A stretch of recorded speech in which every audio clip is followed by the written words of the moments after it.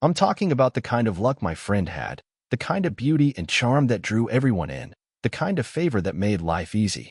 I wanted her whole dang life. This Juju prince, he was really studying her. Never took his eyes off her face.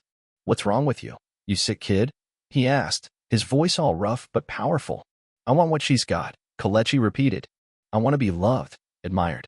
I want folks to look at me the way they look at her. I've been a good person, worked my tail off.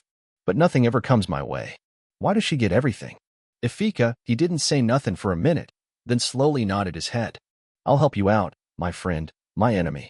Now, this story starts in a quiet Igbo village, tucked away between these rolling hills and wide-open farmland.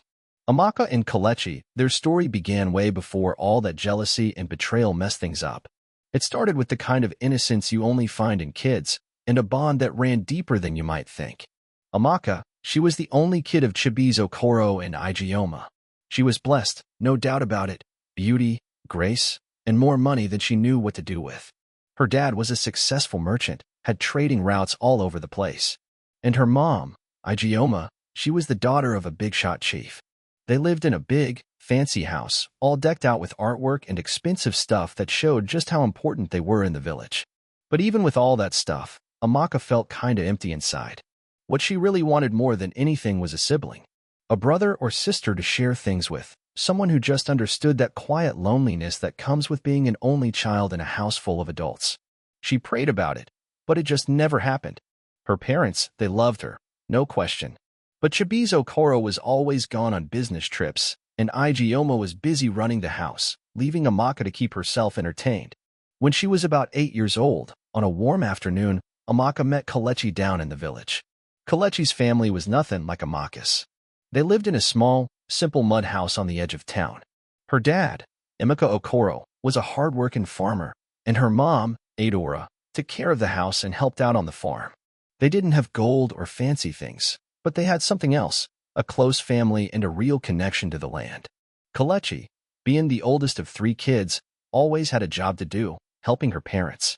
They might not have had much, but they were full of love and were very kind. The first time Amaka saw Kalechi, she couldn't help but be envious. Kalechi seemed so happy, playing with her brothers and sisters, Logan like life was easy. Amaka, on the other hand, was always alone. She'd watch Kalechi from a distance, wishing she could be that carefree. Then one day after school, Amaka went down to the river and saw Kalechi sitting on a big rock, weaving palm leaves into a basket. When they looked at each other, it was like fate or something. "You look lonely," Kalechi said, her voice quiet but curious. Amaka just nodded. "Yeah," I nodded. "Yeah, I'm sad. I wish I had a sister to talk to, someone to play with." Kalechi smiled and patted the spot next to her on the rock. "Then let me be your sister." And just like that, their friendship was born. They spent every day together, hanging out at each other's houses, Logan, playing, and sharing secrets. Amaka loved how Kalechi could always make her laugh, and Kalechi admired Amaka's kind heart. Even though they came from different backgrounds, they were like 2 peas in a pod. Every evening, Amaka would go over to Kalechi's place to help with chores, bring in food and little gifts from her dad's store. Adaora and Emeka, they always welcomed her with open arms. Their smiles made their mother's simple home all that more special. But even with all that love around her, Kalechi couldn't shake this little ache in her heart. As they got older, the difference in their lives became more obvious. Amaka started blossom, and it seemed like everyone in the village was taken by her. Guys from nearby towns would come around just to get a look at her, and soon enough, Ike, the chief's son, started showing up. He was the most eligible bachelor in the whole place, and everyone knew that whoever got his attention was set for life. At first, Kalechi didn't think too much of it. But as Ike started visiting Amaka more and more, this feeling she'd been keeping bottled up for years started bubbling to the surface. It wasn't just envy about the gifts or the attention anymore. It was deeper than that. Kalechi started to resent how easy it seemed for Amaka to win everyone over. One evening, at the village festival, Kalechi overheard 2 women talking.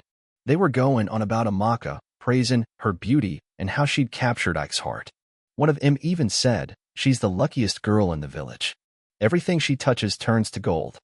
Those words hit Kalechi like a punch to the gut.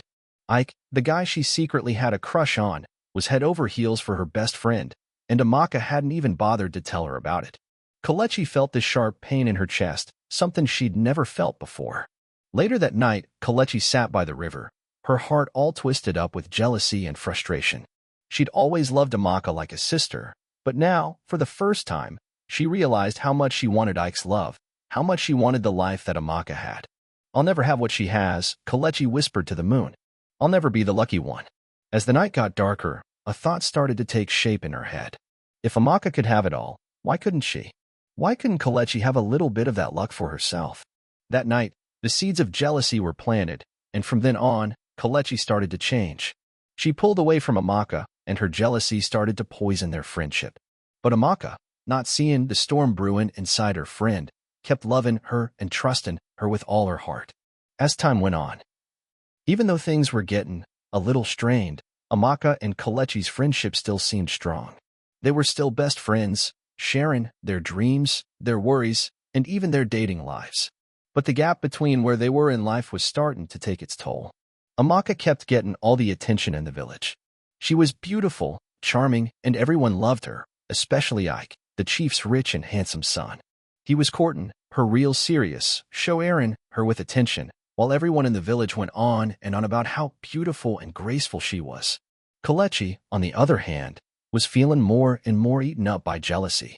She'd always been the hard-working daughter of a farmer, just trying to help her family make ends meet. Even though she was pretty in her own way, she often got overlooked by the guys, especially Ike, who didn't seem to notice she even existed. Seeing her friend's success, love, and just the plain good luck she seemed to have was really weighing her down. But it wasn't just the guys that got to Kalechi. It was that Amaka never seemed to have to work for anything. It all just came so easy to her, from the attention of the fellas to the admiration of the whole village. And now, with Ike proposing, it felt like her fate was sealed. She'd always be living in Amaka's shadow, never the center of attention, never the one who had it all. One night, after hearing yet another conversation about Amaka's engagement, Kalechi couldn't hold it in anymore. She needed to change things. She needed what Amaka had. That's when she remembered the Juju priest, this old guy who lived way out on the edge of the village. People said Izuto had powers that could change a person's life. Some were scared of him, but others went to him when they were desperate for something to change. Kalechi, feeling like she was about to break from all the envy and desperation, decided to go see him. That night, under the moonlight, Kalechi walked to Izuto's hut. The air felt heavy, like the whole village knew what she was about to do. She knocked on the door, and the old man answered, looking at her like he already knew why she was there. "I need your help," Kalechi said, her voice quiet but full of desperation. "I want the luck my friend has. I want her beauty, her charm, her favor. I want her life." The Juju priest looked her up and down, never taking his eyes off her. "What's wrong with you, child?" he asked, his voice rough but strong. "I want what she has," Kalechi repeated. "I want to be loved, admired. I want people to look at me the way they look at her. I've been good. I've worked hard, but nothing ever comes my way. Why does she get everything?" Izuto didn't say nothing for a minute, then slowly nodded. "I'll help you," he said. "But you gotta understand, talking something like that comes with a price. You can't just steal another person's love without consequences." He tells her, "But if you're willing, I can give you the power to get what you want." "I'm willing," Kalechi whispers, practically begging. Then, the priest hands her this beat-up little bag filled with strange powders and herbs, with a smell that filled up the whole room. This real strong, spicy smell. Izuto gave her instructions, speaking low and steady. "You gotta steal something that brought her joy and success the first time, the one thing that ties her to the love she's got," he said. "Steal one of her clothes, something she wore on a day when her love was clear as day. Maybe when she got a gift from her man, or when the villagers were praising her beauty. Wear that dress, and you'll take her luck. But be careful, if you wear it too long, you might get lost in pretending to be her." Kalechi's heart was thumping in her chest. How am I going to know which dress? Izuto smiled, like he knew something she didn't. "You'll know. You'll feel it in your heart." With those instructions clear in her head, Kalechi left Izuto's hut that night, her mind spinning with excitement and worry. She'd never been so sure of anything in her life.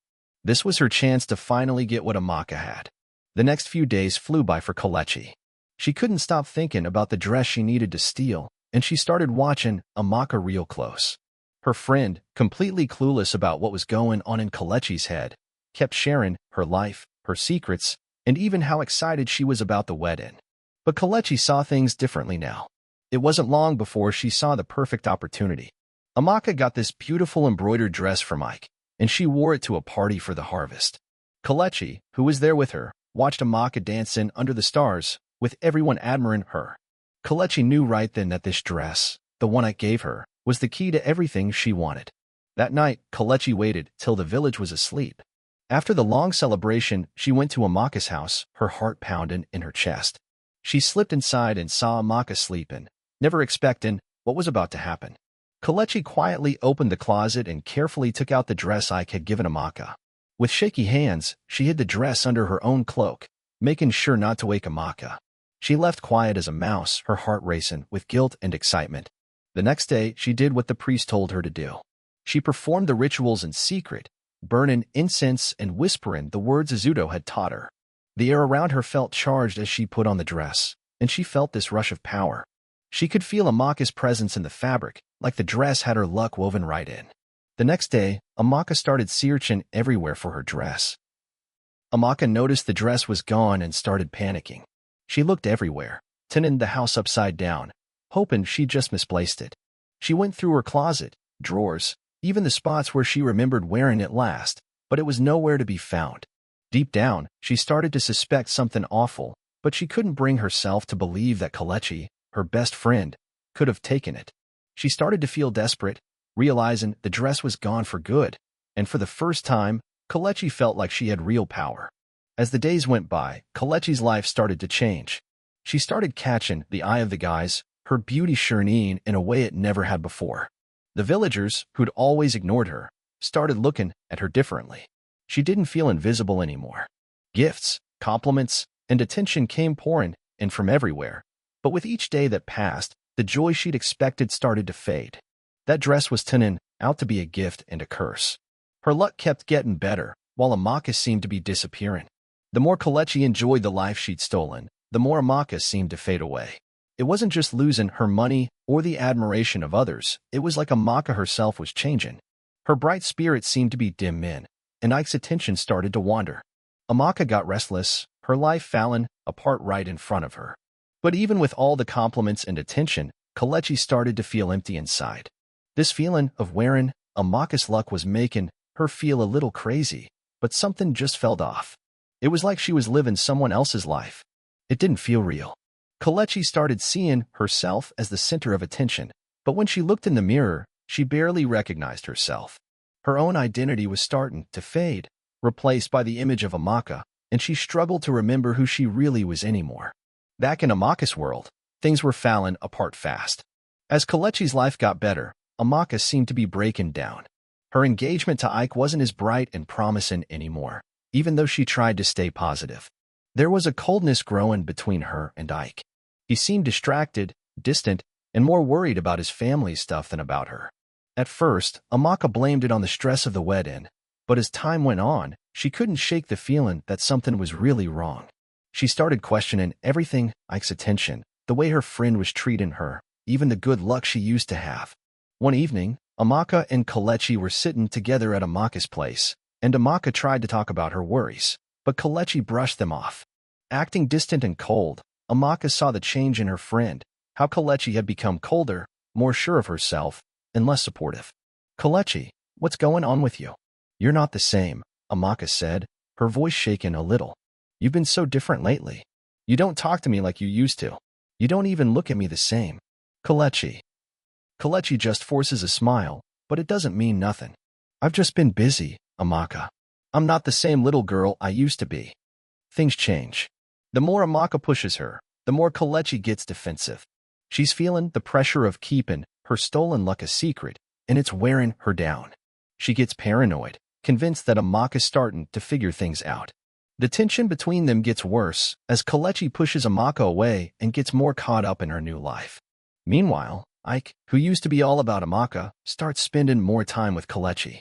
He compliments her beauty, gives her attention, and even pulls her aside for private chats. Amaka can feel the jealousy creeping in, but it's mixed with the worry she already feels about Ike's behavior. Kelechi's getting hooked on this new life. She doesn't want to give it up. She doesn't want to go back to being that quiet village girl who got ignored. But as the days go by, the guilt starts to weigh on her. She starts wondering if Amaka's stolen luck is worth the cost. Every time she feels that surge of power and confidence, part of her feels like she's slowly losing herself.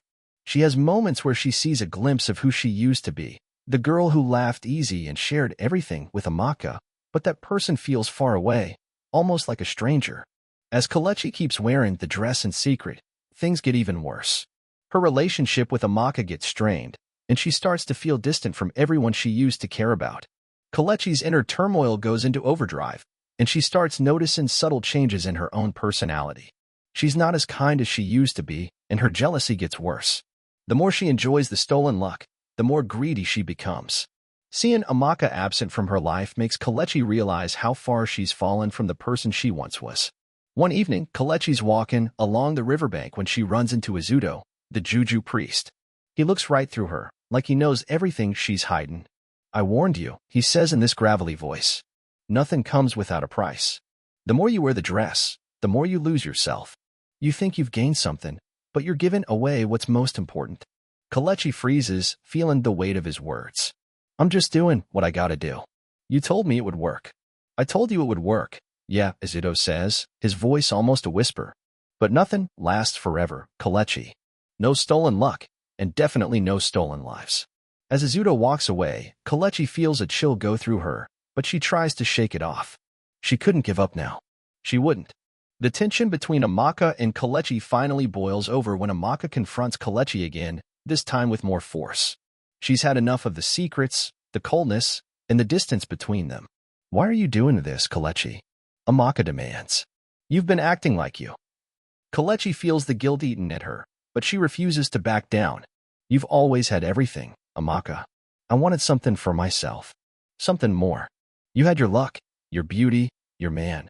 I had nothing. Amaka just stares at her, shocked, with so much hurt in her eyes. At this point, Amaka was so confused by what Kalechi was saying, but she couldn't quite bring herself to believe it. The tension between Kalechi and Amaka kept building, and Amaka couldn't shake the feeling that something was seriously wrong in her life. She watched as the shiny walls around her seemed to crumble, her relationship with Ike grew cold, and the attention she used to get from the village slowly faded away. She tried to ignore it, hoping it was just the stress of planning the wedding. But every day, the weight of her confusion got heavier. The affection of people, the love for Ike, feeling like the center of attention, it was all slipping through her fingers like sand. "I don't understand," Amaka would often say to herself. "Why is everything changing? Why does everything feel so empty?" Tired and desperate for answers, Amaka looked for help somewhere else. She'd heard about a man of God who helped people with troubled souls, someone who could see into the unseen and offer guidance. Having no other options, Amaka went to see him, hoping he could give her some clarity. The man of God, this humble older guy who'd been serving the village for years, welcomed Amaka with quiet kindness. He listened patiently as she poured out her heart, telling him about the changes in her life, how distant Ike was getting, and how she'd lost her good luck. When she was done, the man of God closed his eyes, and the room went quiet. When he finally spoke, his voice was full of sorrow. "Amaka," he said softly, "I see your pain. But what you don't understand is that you've been betrayed. Something has stolen the very heart of your love." Amaka felt a jolt in her chest. "Stolen," she whispered, her voice shaken. "By who?" The man opened his eyes slowly and looked right at her. "Your best friend, Kalechi. She's taken your luck, your favor, your glory. She's stolen it with dark magic, by wearing your clothes, by doing rituals in secret. And in doing so, she's taken not just your fortune, but your very light." Those words hit Amaka hard. She could barely breathe. The man went on, explaining that Kalechi had gone to a juju priest who'd told her to steal Amaka's clothes and do rituals to move her luck over to herself. Amaka listened in shock, unable to take it all in. "But why? Why would she do this to me?" Amaka asked, her voice bare. The man of God looked at her with real sympathy. "She was blinded by envy. She wanted what you had, but didn't know the cost of doing what she did. The glory she took was never meant for her. But now, the truth's out. You gotta get back what's rightfully yours." In that moment, Amaka was feeling all kinds of things: rage, confusion, and heartbreak. The woman she'd trusted most, the sister she'd shared everything with, had betrayed her in the worst way. The man of God gave Amaka a blessing, a prayer for restoring what was lost, and told her to go back to Kalechi, face her, and demand that she give back what she'd stolen. But Amaka knew it wasn't just about confronting her friend. It was about taking back her own identity. Getting her luck back would be a long and spiritual thing. The prayer wasn't just for getting her money back. It was a way for Amaka to get back in touch with herself, to see the beauty inside her, and to reclaim what had been taken. Amaka, full of a quiet anger and a new strength, finally confronted Kelechi. She found her in the village square, wearing her dress, the one Ike had given her. "Kelechi," Amaka said, her voice steady, "I know what you've done. I know you took my luck, my life, and wore it like it was yours. And I want it back." Kelechi froze, a look of guilt crossing her face. Stealing the dress, stealing Amaka's fortune, it had all been done in secret. But now, standing face to face with the woman she'd betrayed, the truth was undeniable. I didn't know what else to do to get what I wanted," Kelechi admitted, her voice shaken. "I was just jealous, Amaka. I wanted your life, your love, your fortune. I thought it would make me whole." Amaka looked at her, her eyes full of pain and sorrow. "You took more than that, Kelechi. You took my trust, my love. You betrayed me, and you've taken something that was never meant to be yours." With those words, Amaka could feel the weight of the stolen luck lifting from her chest. The prayer and the blessing from the man of God had worked. She could feel her own energy coming back to her. The light that had been dimmed was slowly returning. The glory that Kelechi had taken couldn't be held forever, and now it was going back to Amaka. Kelechi stood there, shaken with shame. The life she'd tried to steal felt empty, and now all the power, all the admiration slipped away. Amaka had gotten back what was hers, and Kelechi was left with nothing but the empty ache of her own conscience. "You'll never be whole again till you make this right," Amaka said softly, turning away. As Amaka walked away, Kelechi stood there in the village square, crushed by the weight of her betrayer. She'd ruined the best friendship she'd ever known, and in the end, it had cost her everything. The moral of the story is that we gotta be careful about who we call friends. We should be. If you haven't already, hit that subscribe button. Give this video a thumbs up, share it with your friends, and I'll catch you in the next story. Later.